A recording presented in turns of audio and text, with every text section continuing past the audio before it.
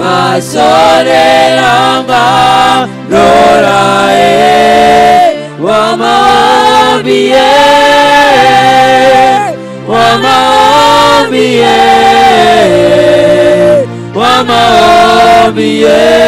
basolelanga lola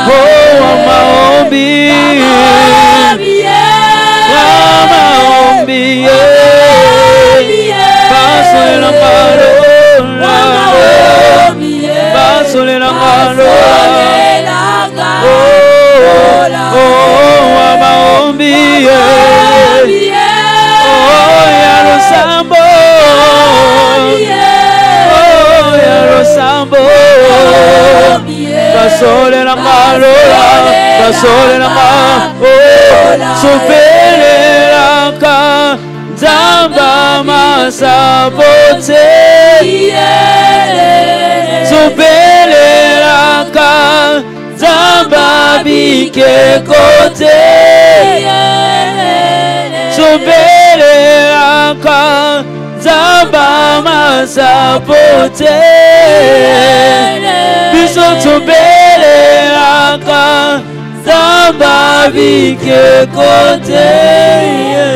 Nous te bénissons, Seigneur, pour ce deuxième jour, pour cette deuxième soirée. Merci de nous disposer pour écouter ta parole.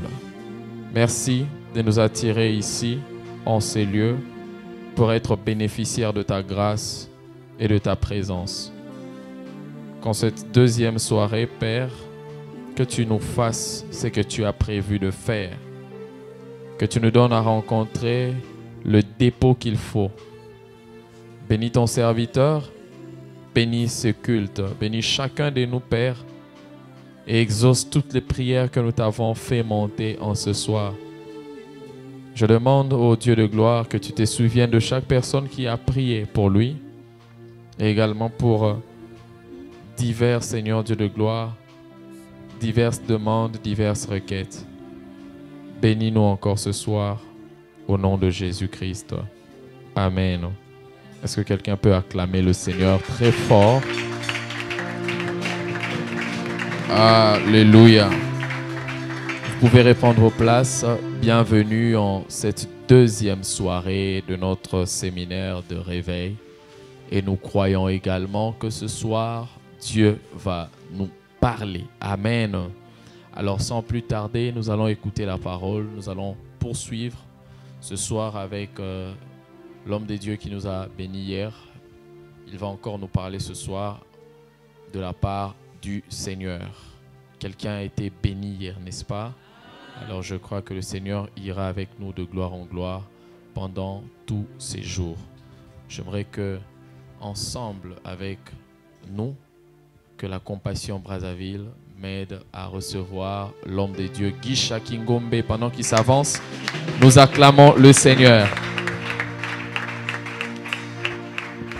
Est-ce que tu peux continuer à acclamer le Seigneur? Est-ce que tu peux faire mieux que ça, s'il te plaît? Acclamons fortement le Seigneur des Seigneurs. Acclamons pour le Roi des Rois. Acclamons Jésus-Christ de Nazareth. Acclamons celui qui est mort et ressuscité. Acclamons celui qui vit au siècle des siècles. Acclamons celui qui règne à jamais. Acclamons Jésus.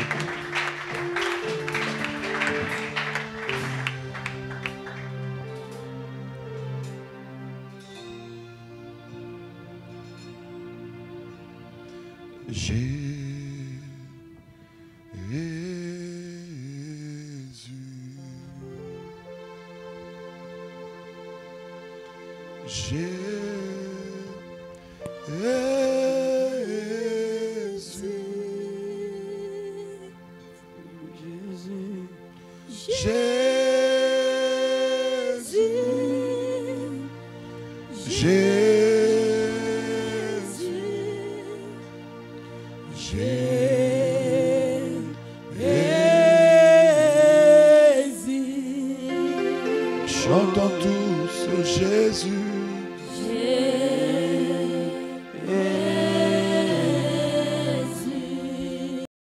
Chantons Jésus, Jésus.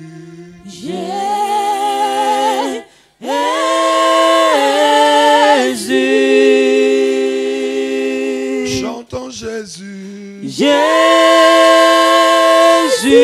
Oh Jésus. Jésus.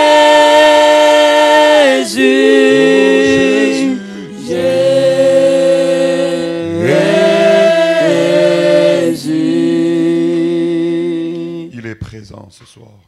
Il est présent. Disons-le, il est présent. Il est présent. Présent Jésus. Jésus. Oh Jésus.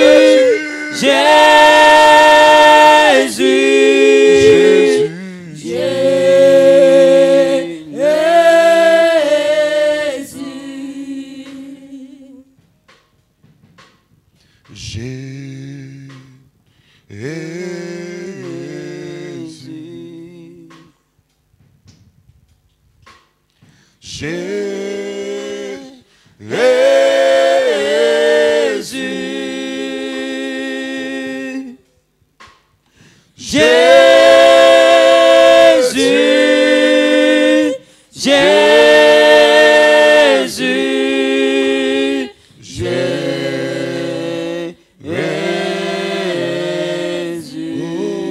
Chantons Jésus. Jésus. Oh, chantons Jésus, Jésus. Jésus,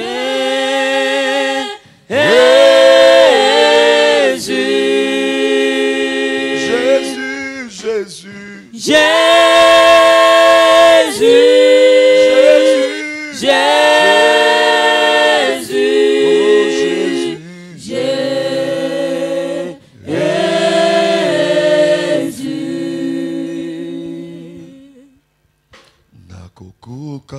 Sayo na nani uzali elonga nanga Yonzambe nanguya pokwa lelo nakokokanisa yo na nini uzali makasi nanga Yonzambe nanguya Likolo nase egumba mera yo Yonzambe nanguya Likolo nase egumba mera yo Yonzambe nanguya Likolo nase egumba mera yo Yonzambe nanguya nakokokanisa yo na nani uzalibika mwananga Yonzambe nanguya kolonga nakokokanisa yo na nani uzalibika mwananga Yonzambe nanguya Likolo nase egumba mera yo Yonzambe nanguya Likolo nase egumba mera yo Yonzambe nanguya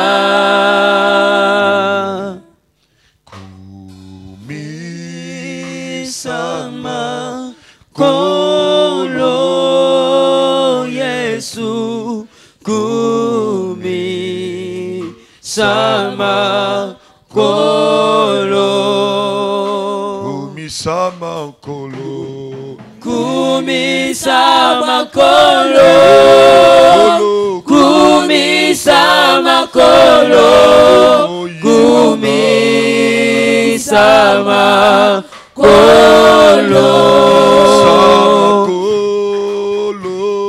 kumi sama kolo kumi sama kolo kumi sama kolo sanjola makolo sanjola makolo sanjola makolo. Seigneur de gloire, nous te bénissons encore ce soir pour la grâce que tu nous fais d'être dans ta présence et aussi les privilèges d'être devant ton peuple pour apporter ta pensée, ta parole. Père, nous voulons te recommander ce moment. Nous voulons que tu nous conduises par ton esprit, que tu nous diriges. Aide-nous, Seigneur, à communiquer fidèlement ta pensée, à dire tout ce que tu as prévu de dire à ton peuple. Père, nous refusons de faire passer le temps de ton peuple, mais nous voulons que les vies soient affectées, transformées, révolutionnées et réveillées par la puissance de ton nom. Nous prions, Dieu de gloire, pour que tu prennes le contrôle de ce moment. Libère l'atmosphère de l'esprit, libère l'atmosphère angélique et libère l'atmosphère prophétique en ces lieux. Nous voulons, Dieu de gloire, que tout ce qui sera fait soit pour la seule et unique gloire de ton nom. Précieux Saint-Esprit, nous ne sommes rien sans toi. Sers-toi de nous, utilise-nous afin d'atteindre ton peuple par cette pensée que tu as déposée sur notre cœur. Et aide-nous à la communiquer avec fidélité. Au nom puissant et glorieux de Jésus, nous avons ainsi prié avec action de grâce. Nous acclamons fortement le Seigneur. Amen, amen. Très rapidement, avant de reprendre nos places, s'il vous plaît, très rapidement avant de reprendre nos places, nous allons lire 3 textes ce soir. Le premier, c'est dans... Merci à la chorale, que Dieu vous bénisse. Nous allons commencer par 1 Pierre chapitre 5, le verset 8e. 1 Pierre chapitre 5, le verset 8e. La Bible dit, soyez sobres, veillez.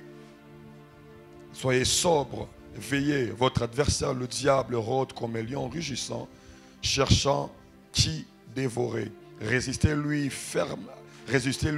ferme en la loi et sachant que les souffrances qui sont imposées à vos frères dans le monde, Dieu de toute grâce qui en Christ vous a appelés à sa gloire éternelle après que vous aurez souffert un peu de temps, vous formera lui-même et vous affermira, vous fortifiera et vous rendra inébranlable. Jean chapitre 10, au verset 10e.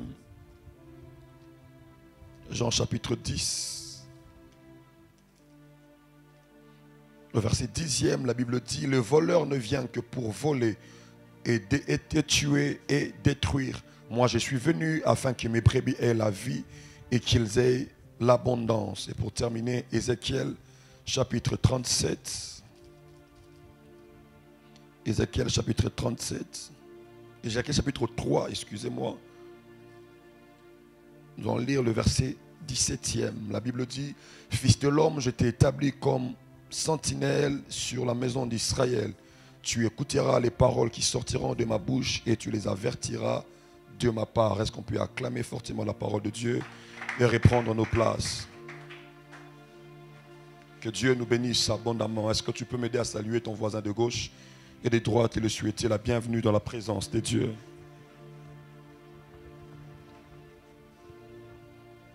Amen, amen. Un grand merci à Dieu qui nous a encore rendu capables d'être là ce soir afin d'apporter sa parole. Et un grand merci à l'homme de Dieu, le pasteur Shekinah, pour cette marque de confiance renouvelée à notre égard. Nous prions que Dieu le garde fidèle à lui, que Dieu le préserve de tout danger, que Dieu élève et fasse crier fort son ministère. Est-ce que vous êtes d'accord avec moi? Et est-ce qu'on peut acclamer fortement le Seigneur pour cela? Nous avons commencé depuis hier à parler sur les sentinelles étouffées. Hier, on a simplement essayé de poser les bases qui nous permettront d'évoluer dans notre message. Mais par la grâce de Dieu ce soir, Dieu m'a mis à cœur de nous parler de types de sentinelles qui sont étouffées. Types de sentinelles qui sont étouffées. Hier, par la grâce de Dieu, nous avons dit que les objectifs que nous sommes en train de poursuivre, premièrement, c'est d'emmener les peuples de Dieu à désirer vivre le réveil de manière permanente. Amen, amen. Deuxièmement, nous avons dit que nous voulons booster le peuple de Dieu à devenir des hommes et des femmes de prière. Et troisième et dernier objectif, nous avions dit que nous voulons emmener une personne à développer une relation personnelle avec le Saint-Esprit. Alléluia.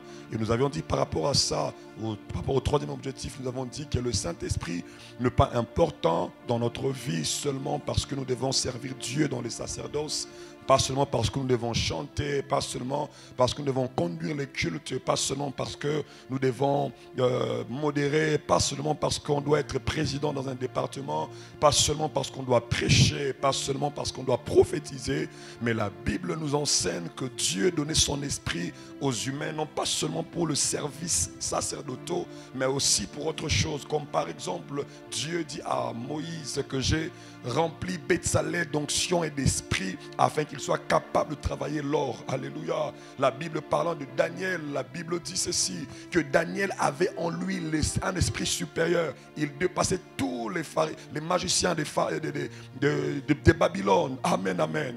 Et ce soir, par la grâce de Dieu, nous sommes venus parler de types de sentinelles qui sont étouffés, type de sentinelles qui sont étouffées. Lorsque vous lisez avec moi, lorsque nous prenons les trois textes que nous avons lus ce soir, le premier dans 1 Pierre chapitre 5, au verset 8e, la Bible dit, nous devons être sobres, nous devons veiller, car notre adversaire, le diable, rôde comme un lion, rugissant, cherchant qui dévorer. Lorsque vous lisez, lorsque vous allez un peu en profondeur dans cette écriture, vous comprendrez une chose, c'est que le diable n'a pas la liberté de travailler comme il veut.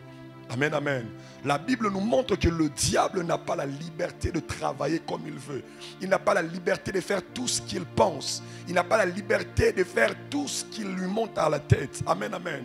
La Bible dit qu'il ne fait que rôder comme un lion rugissant, cherchant qui va dévorer. Ça veut dire en réalité, il n'a pas encore trouvé quelqu'un qui va dévorer. Mais il attend ce qu'une personne lui-même l'invite à entrer dans sa vie et le détruire. Alléluia. Je suis toujours étonné lorsque j'ai lu Genèse chapitre 2e au verset 17. La Bible dit que Dieu a pris tous les animaux qu'il avait créés. Tous les animaux qu'il avait créés, il les fit passer devant l'homme pour voir comment est-ce que l'homme va les appeler. Afin que tout être vivant portât le nom que l'homme lui donnerait. Vous êtes d'accord avec moi, n'est-ce pas?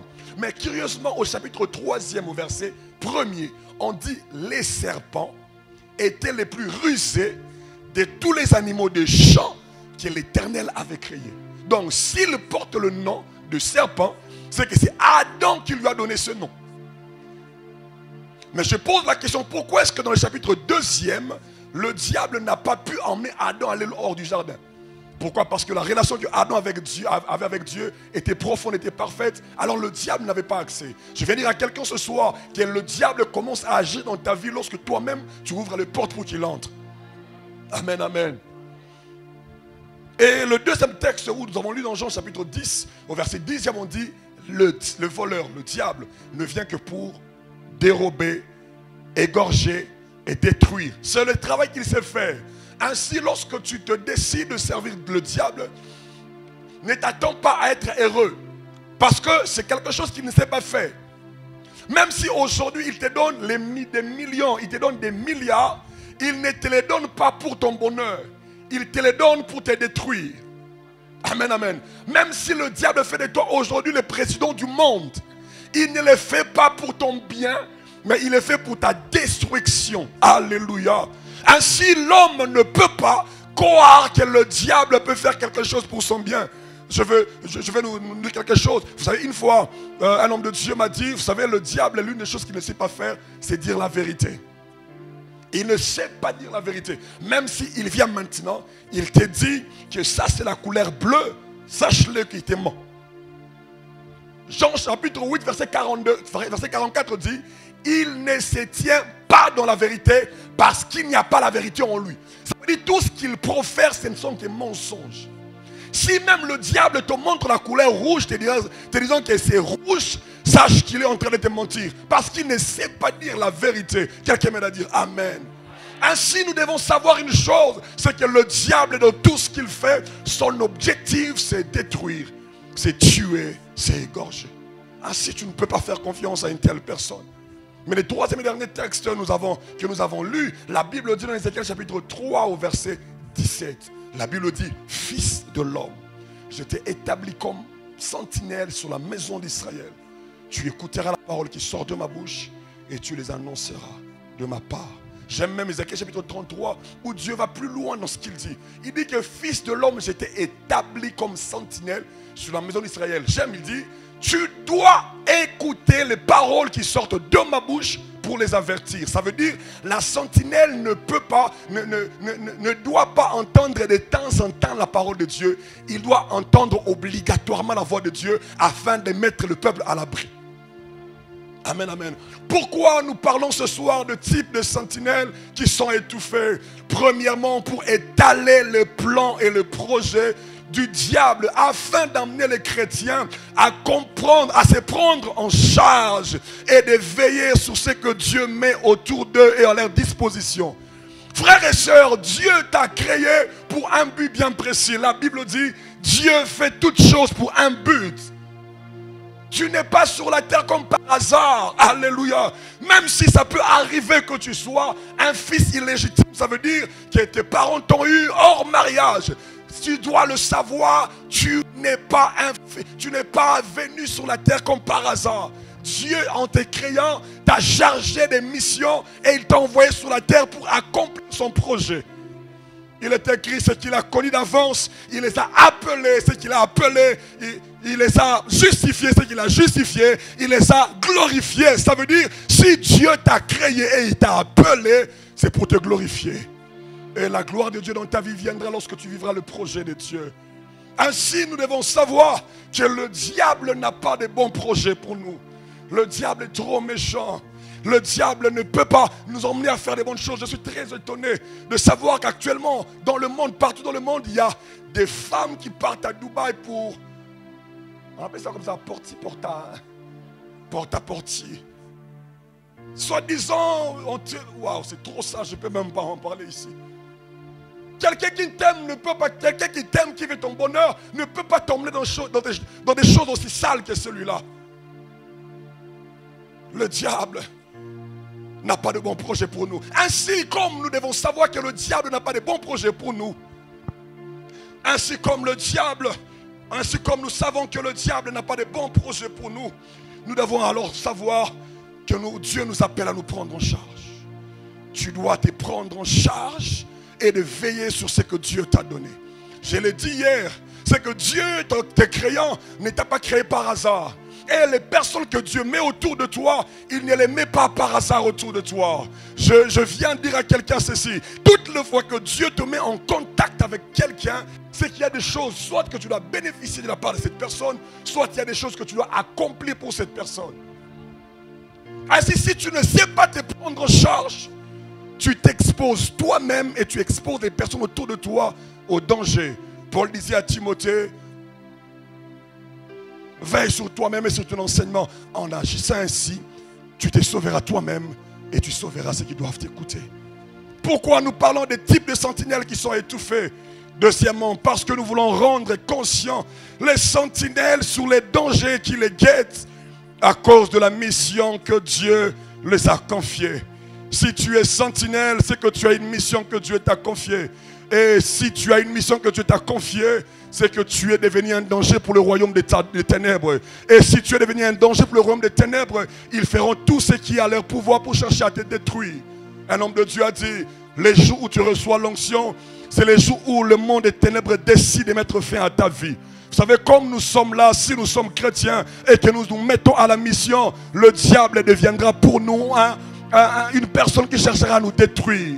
Le diable ne veut pas les seuls en enfer. Il veut entraîner des milliers de personnes avec lui. Ainsi, lorsque nous travaillons comme des sentinelles sur la terre, nous empêcherons au diable d'emmener ces hommes en enfer. Alors qu'est-ce qu'il fera? Il fera de tout son mieux pour nous empêcher à voler, à retirer entre ses mains les personnes qu'il a retenues captives. Pourquoi nous parlons des types de sentinelles qui sont étouffés? Troisièmement, pour réveiller l'esprit de sentinelle par la puissance du Saint-Esprit. Zorobabel, la Bible dit dans Agé chapitre 1, le verset 14e, l'Éternel réveilla l'esprit de Zorobabel.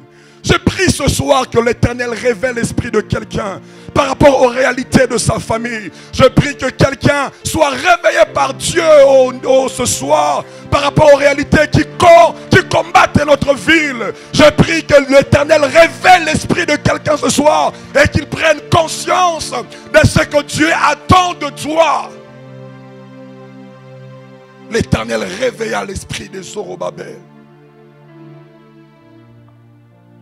Je ne l'ai pas fait en profondeur, j'essaie de le faire ce soir. C'est qui une sentinelle? La sentinelle, c'est un soldat qui a la charge de faire le guet, de protéger un lieu. La sentinelle, c'est un soldat qui a la charge de veiller, de protéger sur un lieu. La sentinelle, c'est une personne qu'on a choisie et à qui on donne la tâche de veiller, de surveiller afin d'écarter la ville de toute surprise. Lorsqu'on parle de la sentinelle, c'est quelqu'un à qui on a donné la charge de veiller, de surveiller et d'empêcher à ce que dans la ville ou dans le lieu où il est en train de faire son travail, qu'il y ait des choses arrivent par surprise. Ça veut dire que si Dieu t'a établi sentinelle dans votre famille, à partir de ce jour-là, le mot surprise ne doit plus être cité chez vous. C'est qui la sentinelle? La sentinelle vient d'un mot hébreu tsafa qui veut dire regarder, observer, veiller. C'est celui qui veille, c'est celui qui garde, c'est celui qui regarde. Et par extension, on dit, lorsqu'on parle de la sentinelle, on fait allusion au prophète. Donc lorsqu'on parle de sentinelle, on parle aussi de prophète. J'en parlerai un peu plus tard dans mon message ce soir. Lorsqu'on parle d'étouffer, j'ai eu plusieurs définitions, mais faute de temps, je nous parlerai de deux seulement. La première définition, étouffer, c'est gêner quelqu'un en rendant difficile sa respiration. Lorsqu'on parle d'étouffer, ça veut dire on met des choses, des dispositifs autour de quelqu'un ou dans la vie de quelqu'un pour l'empêcher de respirer librement, de respirer normalement, ou soit qu'il respire avec beaucoup de difficultés. Mais ce que j'ai aimé le plus, c'est qu'on a dit étouffer, c'est empêcher la croissance normale à un arbre ou à un humain en les privant de trois choses: de l'air, de l'espace et de la lumière. Lorsqu'on parle d'étouffer, on fait allusion à l'action d'empêcher à une personne ou à un végétal de croître normalement en les privant de l'air, de la respiration, de l'air, de la lumière et de l'espace. Donc lorsqu'on parle de sentinelles étouffées, on parle de personnes qui en réalité Dieu a appelé, Dieu a établi, Dieu a donné la charge de veiller sur les territoires, sur ses propriétés, de veiller sur les choses qui lui appartiennent, de veiller sur ses intérêts, mais qui malheureusement sont en train de vivre une lutte qui les empêche à travailler librement, à grandir, à croître librement. On les prive de respirer normalement, ou même mieux, on les prive de vivre. Amen, amen. Alors j'aimerais rapidement parler de 4 vérités importantes sur la sentinelle, et puis je vais entrer dans le vif de mon message, parce que j'ai beaucoup de choses à dire ce soir. Premièrement, c'est que la sentinelle est la première mission que Dieu, être sentinelle, c'est le premier travail, c'est la première mission, c'est le premier job que Dieu a créé pour l'homme. Nous avons dit ça hier, qui est dans Genèse chapitre 1, chapitre 2 au verset 15e. Dieu a dit, la Bible dit que Dieu a formé l'homme de la poussière de la terre. Il a planté un jardin à Éden et il a placé l'homme là pour les cultiver, pour les garder. Première vérité, c'est que la première des choses que Dieu te demande de faire en tant que chrétien, c'est de veiller sur ses intérêts. C'est quoi les intérêts de Dieu? Les humains, les âmes sont les intérêts de Dieu. Les bénédictions qui doivent arriver sur le peuple de Dieu, c'est l'intérêt de Dieu. L'église de Dieu, c'est l'intérêt de Dieu. Si tu es chrétien, tu dois savoir que la première mission que Dieu te donne, c'est de veiller sur ce qui lui appartient. Le diable n'a pas créé les hommes. Le diable n'a pas créé les femmes. Le diable n'a pas créé les humains. Les humains ont été créés par Dieu. Ainsi, les humains sont la propriété de Dieu. Et nous, chrétiens, nous avons la charge et la responsabilité venant de Dieu de veiller sur ces hommes. Deuxième vérité par rapport à la sentinelle, c'est que les intercesseurs, les partenaires spirituels, les pasteurs, les ministres de Dieu ne sont pas le seul sentinelle selon Dieu. Pour que tu te qualifies comme sentinelle, tu n'as pas besoin d'être dans le département d'intercession. Tu n'es pas obligé d'être partenaire spirituel. Tu n'es pas obligé d'être pasteur, prophète, apôtre, docteur, évangéliste. Le simple fait que tu sois appelé par Dieu, tu es devenu automatiquement sentinelle. Quand je parle de l'appel de Dieu, il y a deux types d'appels. Dieu, la Bible dit dans Matthieu chapitre 10, que lorsque Jésus appelait ses disciples, il les a d'abord appelés pour être avec lui, ensuite pour les envoyer. Ça veut dire, le premier appel, c'est l'appel à la vie de Dieu, l'appel au salut. Ça veut dire que depuis le moment où tu as reçu Jésus dans ta vie comme Seigneur et Sauveur, tu deviens automatiquement sentinelle. Et lorsque tu reçois maintenant l'appel au ministère, là maintenant Dieu ajoute une fonction supplémentaire à l'appel de sentinelle que tu as déjà en amont. Troisième vérité, il est impossible d'être sentinelle sans être en Christ. Tu ne peux pas devenir sentinelle si tu n'es pas d'abord en Christ. Les sentinelles sont des gens qui sont enrôlés par Dieu. Alléluia. J'aimerais dire ici ceci. Si tu n'es pas chrétien, tu ne peux pas prétendre que tu es sentinelle, parce que c'est quelque chose que tu ne pourras pas vivre. J'ai à cœur de dire ça comme ça. Et on ne devient pas enfant de Dieu parce qu'on vient à l'église. On ne devient pas enfant de Dieu parce qu'on sert Dieu. On ne devient pas enfant de Dieu parce qu'on participe à un culte.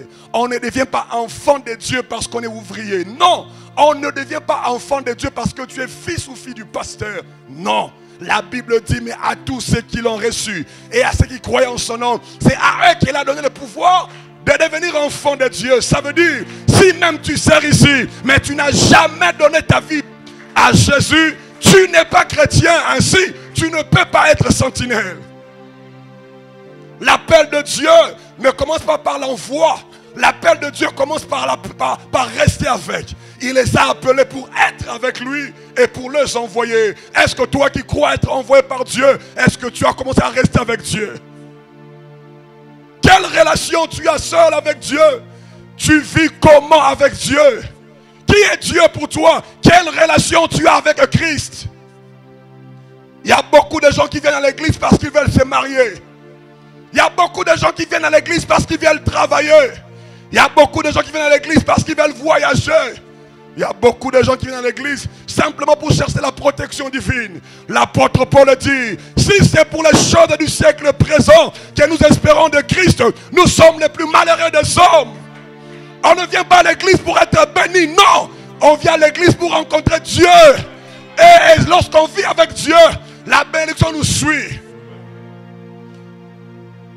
Deutéronome 28 dit, voici les bénédictions qui t'accompagneront. David commence par dire, l'Éternel est mon berger, je ne manquerai de rien. C'est alors qu'il clôture en disant, oui, le bonheur et la grâce m'accompagneront. Ça veut dire que lorsque tu laisses l'Éternel être ton berger, ça veut dire qu'il marche devant toi pour te montrer le chemin. L'Éternel fera ce que le bonheur et la grâce soient tes compagnons. Alors on ne vient pas à l'église pour être béni, c'est une mauvaise motivation. On vient à l'église pour chercher Dieu et pour rester avec lui. Troisième et quatrième et dernière vérité sur le sentinelle, c'est que la vie des sentinelles est toujours caractérisée par ces trois éléments. Premièrement, un esprit de sacrifice. Les sentinelles sont des personnes qui vivent par sacrifice. Je vais prendre un exemple très pratique. Vous voyez le pasteur Shekinah? Pour qu'il commence à vivre à Brazzaville, c'est un grand sacrifice.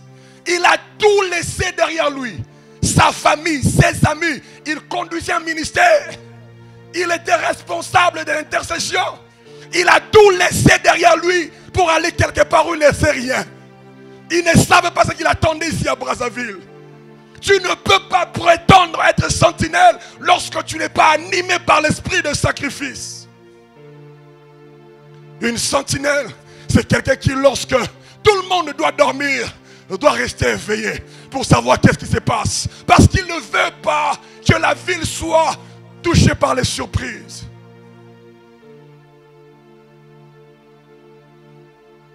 Deuxième chose qui caractérise la vie d'une sentinelle, c'est le fardeau de voir les autres devenir heureux. Le fardeau de voir les autres devenir heureux. Le fardeau de voir les autres devenir heureux. Une sentinelle, c'est une personne qui fait de sa vie une quête du bonheur des autres. Jésus dit qu'il n'existe pas de grand amour que de donner sa vie pour ses amis. C'est ce que doit faire la sentinelle. Il se sacrifie pour que les autres soient bien. Il se prive du sommeil pour que les autres vivent bien. Troisième et dernière chose qui caractérise la vie d'une sentinelle, c'est de voir Dieu. C'est la soif de vivre Dieu et d'être avec lui. La sentinelle, c'est quelqu'un qui a la soif de vivre Dieu et de rester avec lui. Par ici, qu'est-ce que je veux dire? Tu ne peux pas être une sentinelle si la présence de Dieu, c'est un lieu de fréquentation. Tu ne peux pas être sentinelle si la présence de Dieu pour toi, c'est un lieu de fréquentation. Ça veut dire que tu vas de temps en temps, où tu restes avec Dieu seulement quand tu pries physiquement comme ça. Et quand tu finis de prier, tu sors. Frère, nous ne sommes plus dans les sacerdoces d'Aaron, qui est un seul homme par année, entré dans le lieu très saint pour offrir les sacrifices pour le peuple et pour eux-mêmes. Nous sommes dans le sacerdoce de Christ, qui lui, depuis que nous sommes entrés avec lui, on ne ressort plus. La présence de Dieu n'est plus pour nous un lieu de fréquentation, c'est une maison d'habitation. La Bible dit, ne savez-vous pas que votre corps est le temple de Dieu? Ce que tu ignores parfois, c'est quoi? C'est que le Créateur du ciel et de la terre habite ton corps. La sentinelle, c'est une personne qui loge Dieu en lui. Lorsque la Bible dit dans Romains chapitre 8, l'humanité tout entière attend avec un ardent désir la manifestation du Fils de Dieu. De quoi il fait allusion? La Bible dit que celui qui n'a pas l'esprit de Dieu n'est pas fils de Dieu. Donc lorsqu'on dit ça, ça veut dire que le monde attend que le Fils de Dieu se manifeste. Le monde attend que les hommes qui sont devenus adresses de Dieu se manifestent. La sentinelle, c'est quelqu'un qui représente Dieu. La sentinelle, c'est quelqu'un qui a reçu le mandat de Dieu pour qu'il manifeste Dieu sur la terre. Lorsque les hommes sont accablés par les esprits mauvais, la sentinelle, c'est quelqu'un qui vient délivrer le peuple de Dieu des prisons sataniques. Vous savez, nous en Afrique, il y a beaucoup de réalités.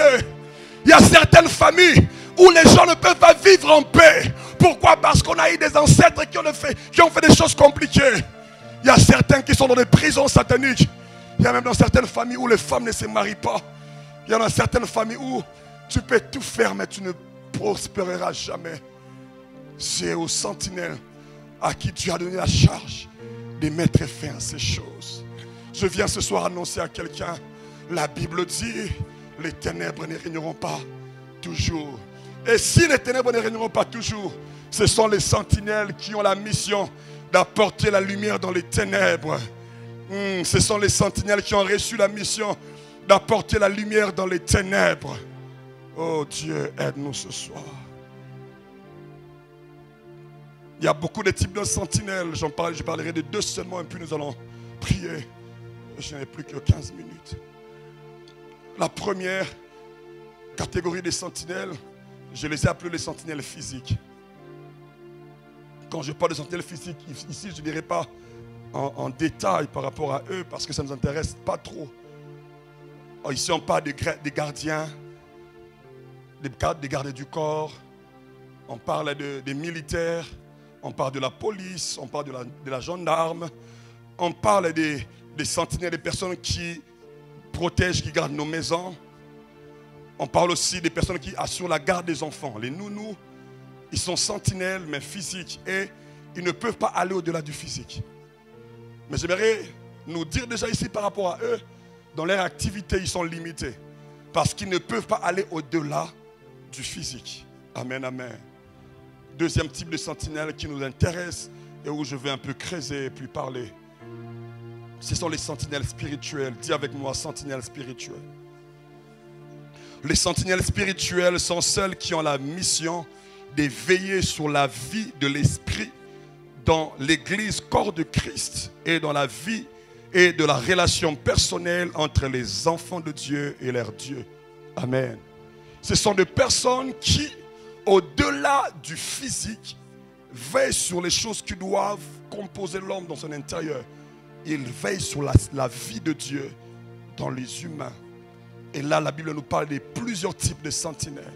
Je commence par le premier. Ici, dans les sentinelles spirituelles, nous avons premièrement les intercesseurs.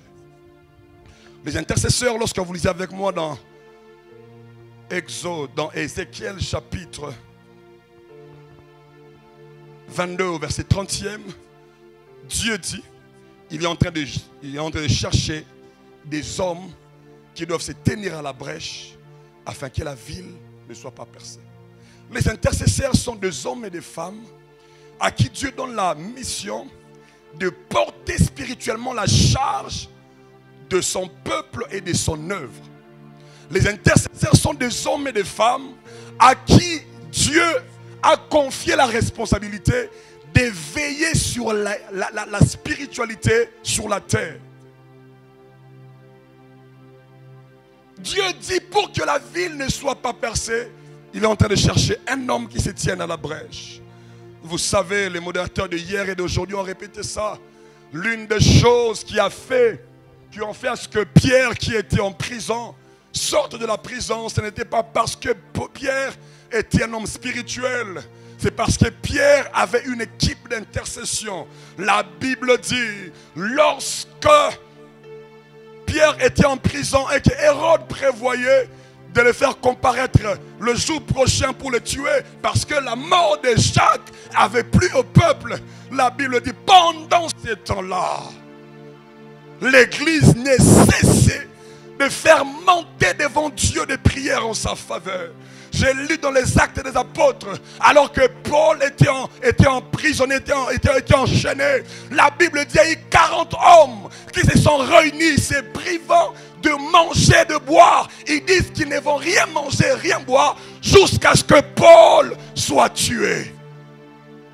Actuellement, l'église est prête à critiquer les pasteurs qui sont tombés. Actuellement, les chrétiens sont prêts à critiquer les chantres qui sont tombés. Mais nous sommes devenus de moins en moins des intercesseurs en secret. Le grand Moïse, pour que Israël puisse vaincre Amalek, avait besoin de Aaron et de Hur. Jésus dit à Pierre, le diable t'a réclamé. Dans Luc chapitre 22, verset 23, Le diable t'a réclamé pour te cribler comme on le fait avec le froment. Mais j'ai prié pour toi. Ça veut dire j'ai intercédé pour toi. Afin que ta foi ne faillisse pas. L'intercesseur prie pour la foi des chrétiens. Actuellement, même nous les chrétiens, on amène seulement les requêtes de travail, des boulots, c'est les intercesseurs. On n'amène plus les requêtes. Et prie pour moi parce que je sens la pression du monde.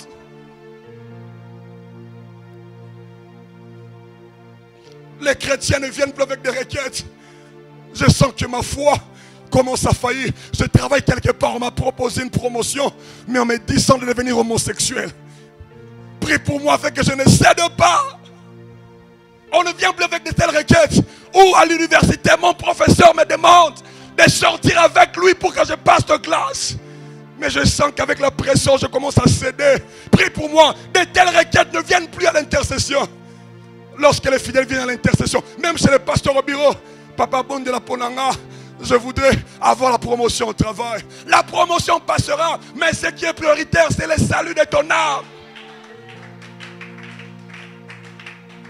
Les intercesseurs veillent d'abord pour que la cité de Dieu ne soit pas percée, pour que les intérêts de Dieu ne soient pas détruits.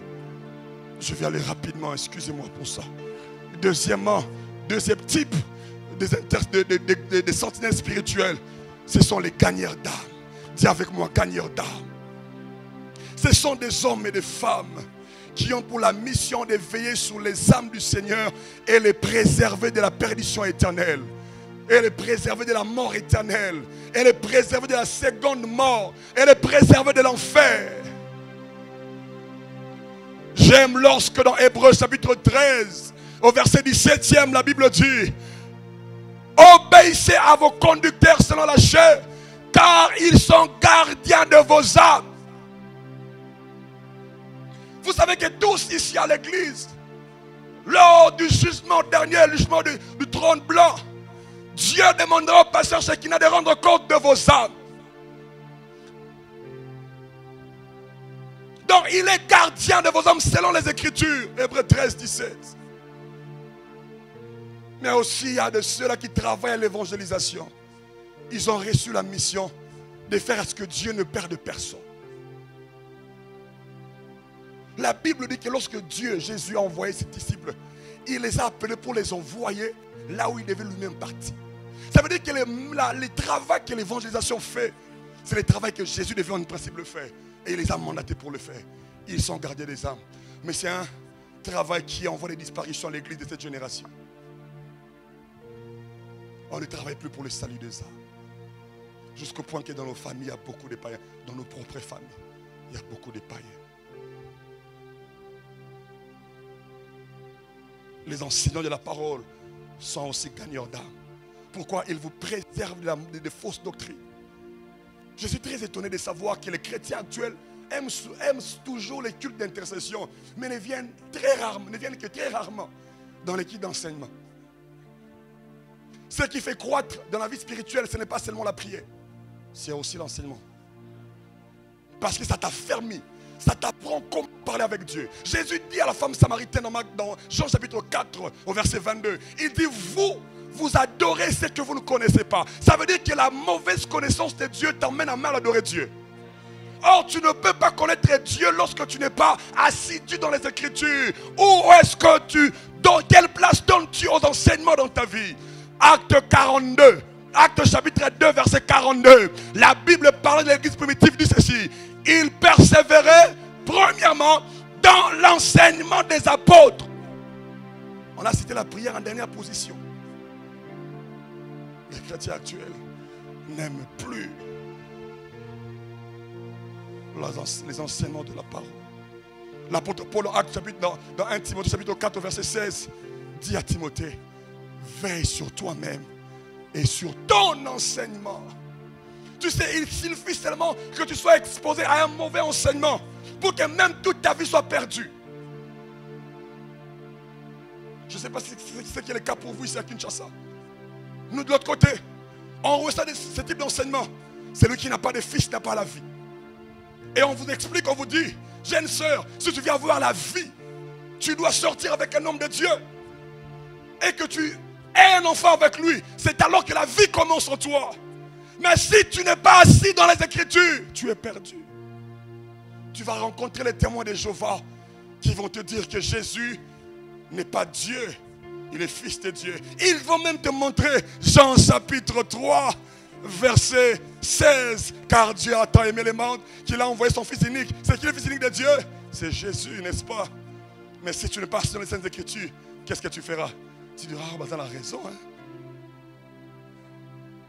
Mais lorsque tu es assis dans les Saintes Écritures, tu leur diras, dans 1 Jean chapitre 5, verset 20, la Bible dit, nous sommes dans le véritable. En Christ, c'est lui qui est la vie, le véritable Dieu et la vie éternelle. J'aimerais qu'on réfléchisse un peu ensemble. Hébreux chapitre 1, verset 1, 2, 3. Écoutez ce que la Bible dit.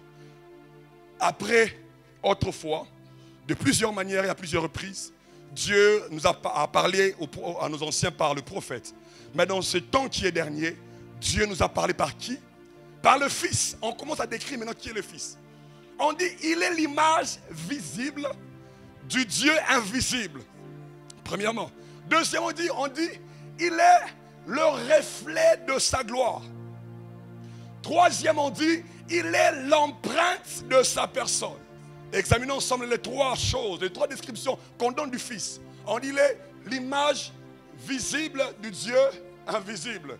Or Jésus dans Jean chapitre 8 verset 12 il a dit, je suis la lumière du monde. Donc une chose qui est dans le noir est, parce que la Bible dit que la gloire de Dieu c'est de cacher les choses. Donc Dieu est dans le noir.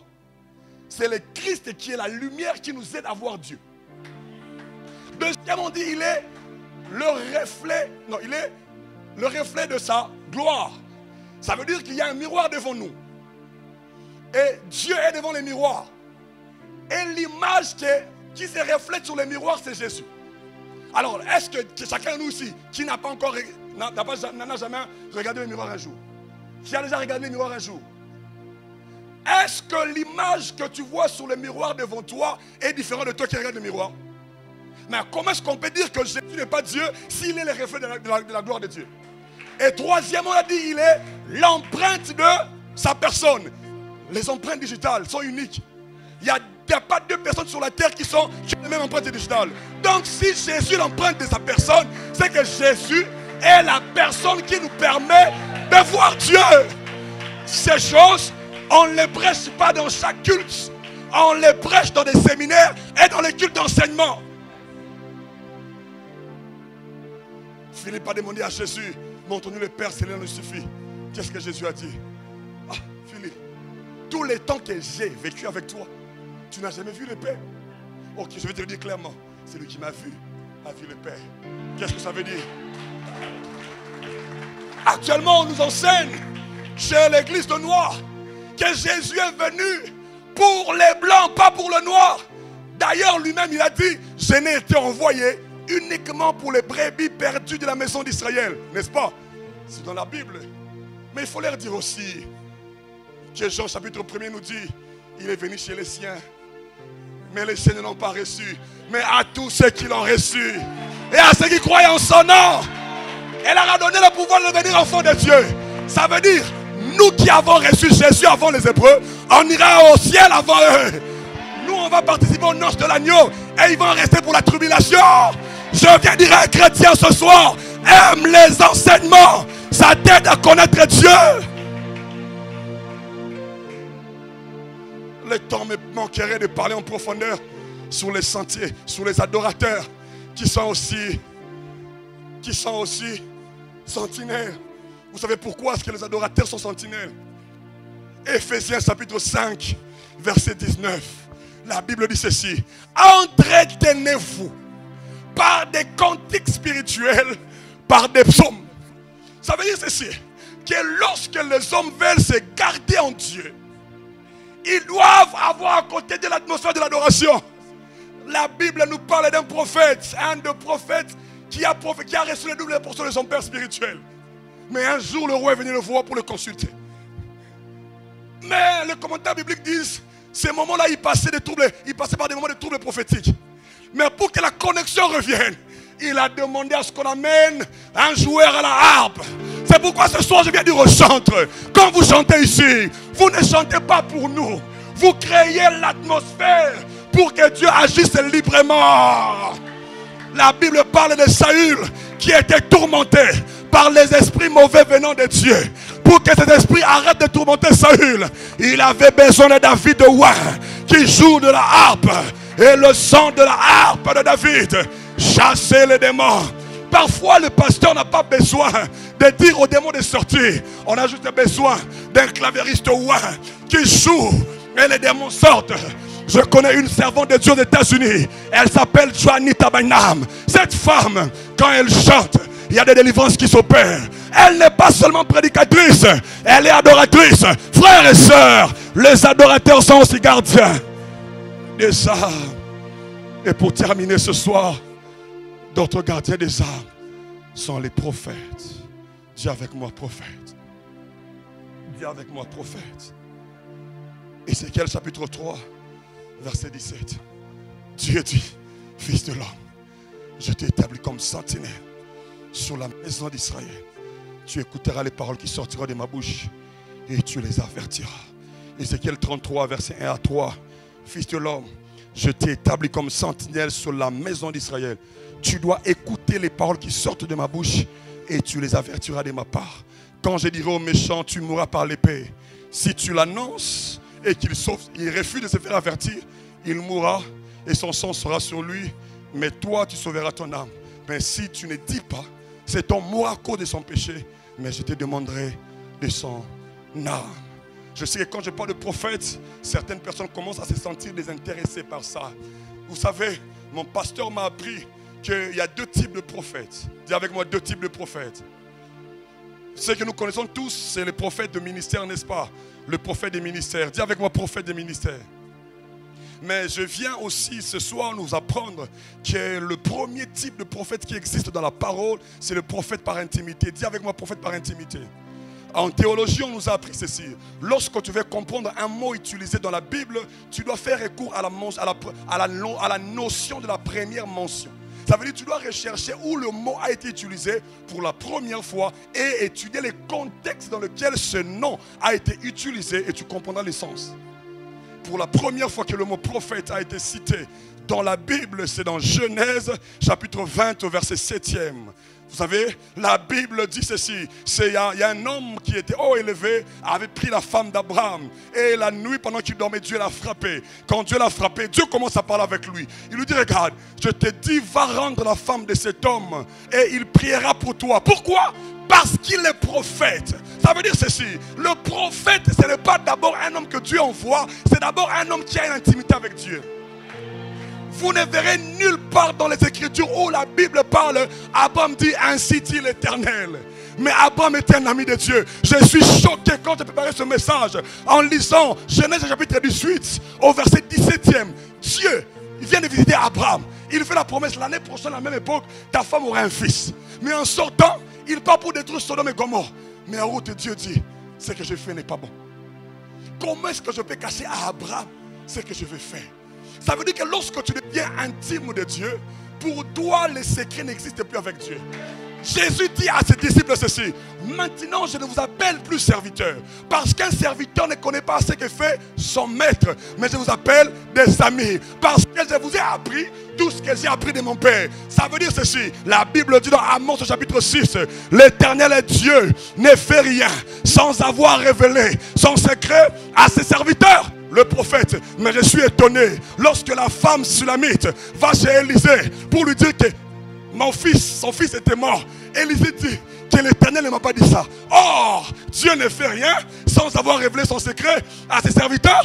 Le prophète, mais ici le prophète des ministères a reçu quelque chose par information d'un humain alors que Dieu ne lui a pas dit ça. Or Dieu dit à Abraham, il ne peut pas cacher à Abraham ce qu'il a prévu de faire. Je viens dire à quelqu'un, lorsque tu développes l'intimité avec Dieu, tu deviens prophète par intimité. Et les prophètes par intimité sont plus que les prophètes par appel. Vous savez pourquoi? Parce qu'un prophète par appel, Dieu les parle pour l'envoyer. Mais un prophète par intimité, Dieu les parle pour le retenir. Ah, je viens annoncer à quelqu'un. Lorsque tu deviens prophète par intimité, Dieu n'aura plus de secrets avec toi. Daniel avait des choses à qui que Dieu lui a dites, mais il y a certaines choses que Dieu lui a cachées. Les choses que Daniel n'a pas vues, Jean les a vues.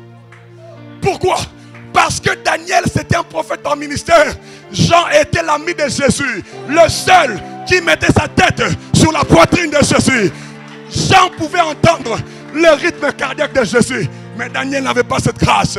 Lorsque tu es prophète par intimité, tu es plus qu'un prophète par ministère. Parce qu'un prophète de ministère, alors qu'un petit bitide. Qui de nous peut livrer son code bancaire à son serviteur? Même quand tu es très malade, est-ce que tu vas l'appeler? Prends ma carte, code des A 1, 2, 3, 4, 5. Mais tu peux appeler un ami. Pourquoi? Parce qu'un ami, c'est quelqu'un on a confiance. Un écrivain africain a dit, avoir un ami, c'est avoir quelqu'un pour qui mourir. Jésus est mort pour nous à la croix parce qu'il nous a aimés. C'est l'amour amical, l'amour fraternel, l'amour paternel qui a fait ce qu'il monte jusqu'à la croix. Lorsque tu deviens prophète par intimité, Dieu ne te cache plus rien. Vous savez, il y a un secret que j'aimerais nous révéler avant qu'on ait pris.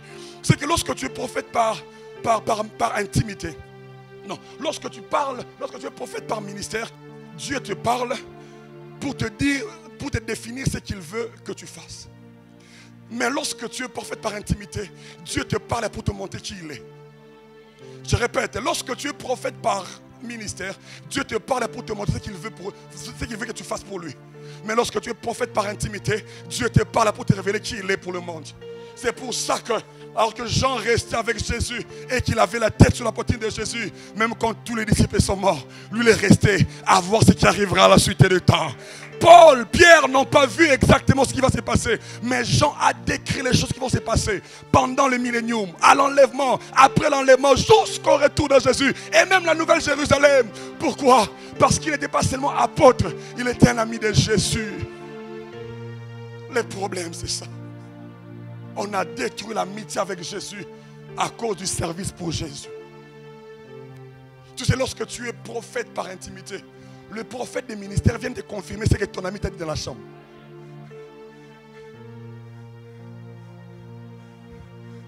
Lorsque tu es prophète par intimité, le prophète des ministères vient te parler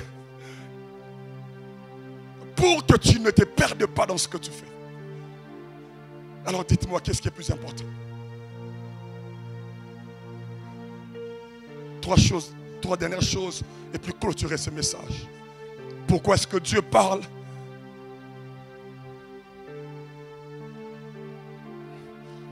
Pourquoi est-ce que les prophètes, on les appelle prophètes par intimité?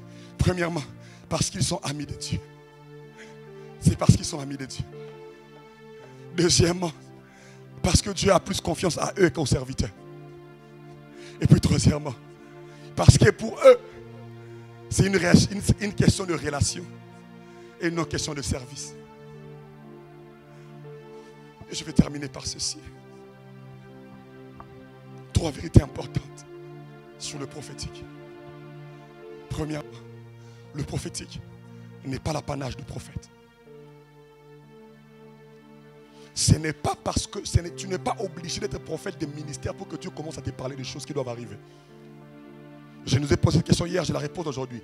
Qui de nous ici, à qui on a appris à manger à table? Élève ta main. À qui on a appris à parler? Okay. À qui on a appris à parler? Bon, qui parmi nous ici, on n'a pas appris à parler? Ça veut dire qu'on nous a tous appris à parler, n'est-ce pas? On nous a tous appris à se tenir. On nous a appris à comment parler aux gens. On nous a appris à comment nous habiller, n'est-ce pas? Mais dites-moi, qui t'a appris à écouter? Personne ne peut t'apprendre à écouter. Ce sont des choses qui viennent naturellement. Ça veut dire que lorsque tu deviens enfant de Dieu, automatiquement l'écoute spirituelle est activée. C'est pourquoi Jésus pouvait dire, mes brebis entendent ma voix. Donc si tu es la brebis de Jésus, tu es obligé d'entendre sa voix. Jusqu'au point que si tu n'entends pas sa voix, tu dois aller voir un médecin. Deuxième vérité sur le prophétique, c'est qu'entendre la voix de Dieu ne dépend pas du volume de la voix de Dieu, mais ça dépend de la qualité de l'écoute. Dieu n'a pas besoin de crier. Regarde, le film qu'on regarde nous a trop menti. Dieu ne parlait pas comme ça. Moïse. Dieu ne parlait pas comme ça. Regarde, vous savez, j'ai appris ça. Dieu m'a dit ça une fois. Lorsque tu vois deux intimes parler en criant, c'est qu'il va au soin. Les intimes ne parlaient pas en criant. Ils parlaient doucement. Vous savez, je peux être ici avec ma femme. On entend parler, on est comme ça. Mais elle me fait des gestes et vous comprenez pas. Moi, je sais ce qu'elle dit. C'est à cause de l'intimité. C'est ce qui se passe avec Dieu. Dieu ne te parlera pas toujours en criant. Il y a parfois, il te fait seulement des signes, tu comprends. Il y a des fois comme ça, dans un culte comme ça, je n'ai rien entendu clairement de Dieu que je vais faire ceci.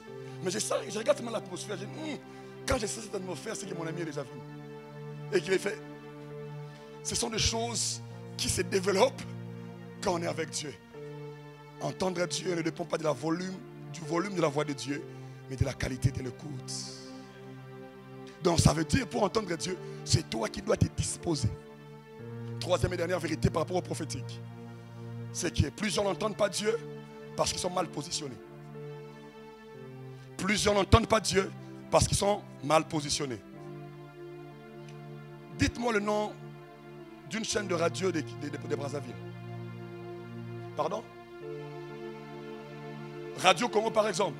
Est-ce que vous savez comme on est ici, il y a beaucoup d'informations de Radio Congo qui passent ici. Vous le savez. Il y a beaucoup d'informations sur Radio Congo qui passent maintenant. Mais pourquoi est-ce que nous tous ici on ne peut pas les capter? Parce qu'on ne s'est pas mis à la fréquence.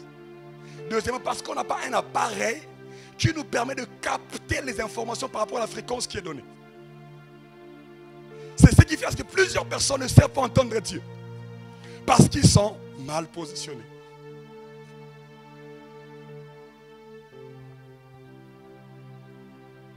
Ouf.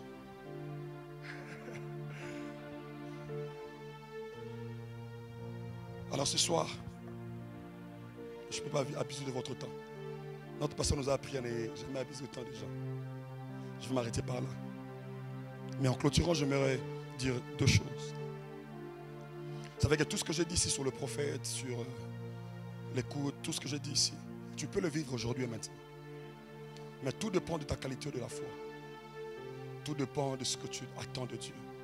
Tout dépend de comment est-ce que tu te disposes à être visité par Dieu. La deuxième chose, c'est que plusieurs viennent au culte et retournent le même. Parce qu'en venant au culte, ils ne s'attendent à rien. Tu ne peux pas venir chercher Dieu et ne t'attendre à rien. Comment est-ce que tu viens là où il y a le créateur du ciel et de la terre et tu ne t'attends à rien? Comment est-ce que tu peux venir devant la présence de celui qui a ressuscité Lazare après 4 jours dans la tombe et ne t'attendre à rien? Comment tu peux venir dans la présence du Dieu qui a ressuscité un mort par les ossements d'un de nos prophètes morts il y a longtemps et ne t'attendre à rien? Comment tu peux venir dans la présence de Dieu et tu ne t'attends pas à être touché par lui? C'est ça le problème de plusieurs personnes. Ma Bible me dit, personne ne vient à Dieu et ne retourne le même. Le problème, c'est la soif que tu présentes à Dieu. Thank you, Holy Spirit. En venant ici, le Seigneur m'avait dit qu'il y a plusieurs gens qui vivent dans des familles où il y a des réalités spirituelles très compliquées, où le mariage est très difficile. Je ne sais pas de qui il s'agit, mais il y a quelqu'un ici, il y a quelqu'un dans la salle, qui dans leur famille, les femmes ont l'habitude d'avoir des enfants d'abord dans la maison familiale avant d'aller chez eux. Il y a des réalités comme ça ici. Il y a certaines personnes qui, peu importe ce que vous pouvez faire, tu peux partir, mais votre maison familiale sera comme l'aéroport pour ton atterrissage. Tu reviendras toujours. Dieu m'a dit qu'il est venu pendant ce séminaire pour délivrer ces telles personnes. Mais il y a aussi des gens sur qui Dieu veut répondre l'onction pour qu'ils commencent à travailler comme sentinelles Premièrement, pour leur maison. Et il y a deuxièmement, ceux qui vont travailler comme sentinelles à l'église. Ici, je ne parle pas d'abord de ceux qui sont au département d'intercession. Mais ce sont des gens que Dieu veut élever pour qu'ils commencent à veiller sur les intérêts de l'église. Dieu a prévu de les toucher ce soir. Est-ce que tu peux tenir debout là où tu es?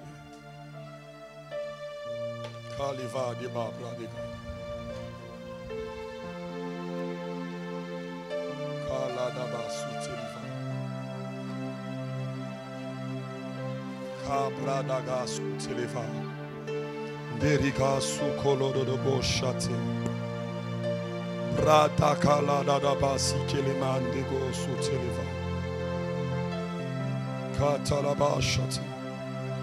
Malalalaba zupredega satalamaze. Zukatalaba shatalaba seke nderebo sita. Est-ce qu'on peut seulement créer l'atmosphère? Ceux qui prient en langue, élevons nos voix, commençons à prier en esprit. Mais si tu ne pries pas en langue, commencez-moi à prier, dire à Dieu, Seigneur, touche-moi ce soir. Seigneur, sature-moi de ta présence. Je ferai ce service seulement pendant 5 minutes. Mais je vous assure, il y aura une telle atmosphère ce soir en ces lieux.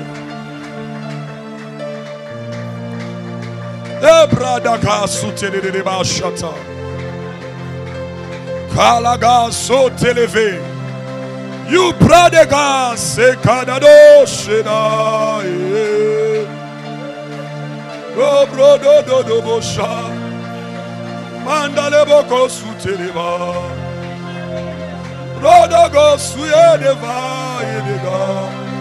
Mandara bobo bosha de gayama.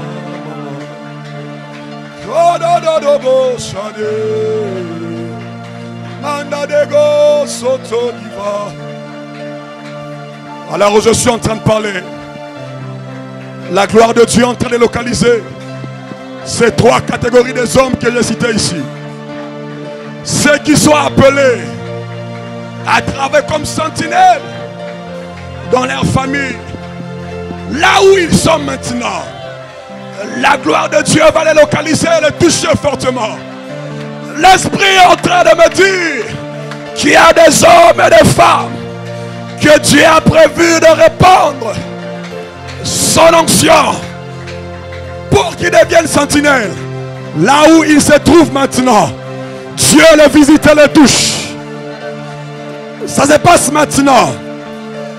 Ça se passe maintenant. Ça se passe maintenant. Ça se passe maintenant. Ça se passe maintenant. Le nom de Jésus, plus grand que tous les noms. Roi de gloire, aucun nom ne comme le sien. Le nom de Jésus, plus grand que tous les noms. Alpha, Oméga, aucun nom ne comme le sien. Le nom de Jésus, plus haut que tous les noms. Roi de roi, aucun nom ne comme le sien.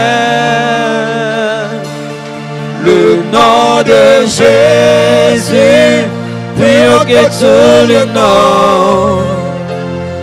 Alpha, Oméga, aucun nom ne comme le sien.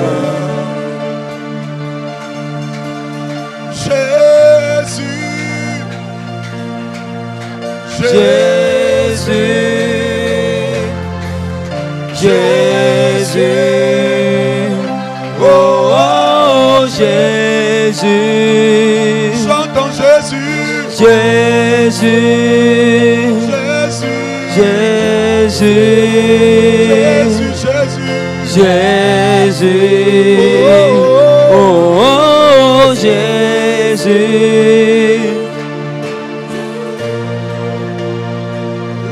Maintenant, partout ces 3 catégories se trouvent, Que la main de Dieu vous localise et vous touche. Que la main de Dieu vous localise et vous touche. Les gens de cette famille que j'ai vu, qui ont l'habitude d'avoir des enfants dans la famille avant d'entrer dans une relation, ou même qui n'entrent pas, soyez délivrés ce soir. Soyez délivrés ce soir.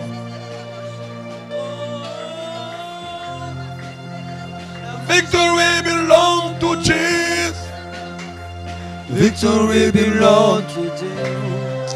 Oh, oh, oh, oh, oh. La puissance dans le nom de Jésus. La puissance dans le nom de Yahvé. Restons calmes un moment, restons calmes un moment, restons calmes un moment. Maintenant, au nom de Jésus, ces trois catégories de personnes que j'ai citées. Premièrement, les personnes que Dieu veut établir comme sentinelles dans leur famille. Deuxièmement, des hommes et des femmes que Dieu veut élever dans un niveau de fardeau terrible pour l'Église. Mais aussi troisièmement, une catégorie de personnes